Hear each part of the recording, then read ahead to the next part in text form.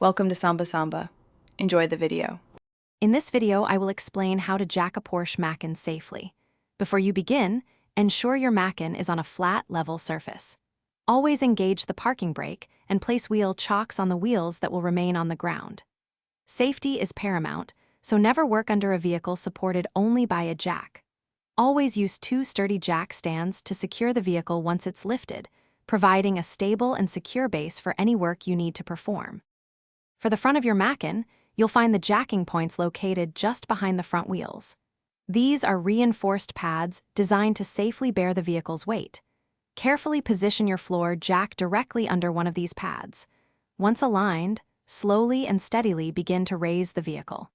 Lift it just enough to place your jack stand securely beneath the designated support areas, ensuring a stable lift. Moving to the rear, the jacking points are situated just in front of the rear wheels. Similar to the front, these are reinforced areas specifically designed for lifting.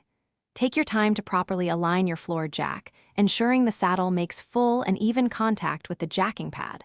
Once you begin to lift, do so slowly and observe the vehicle's stability.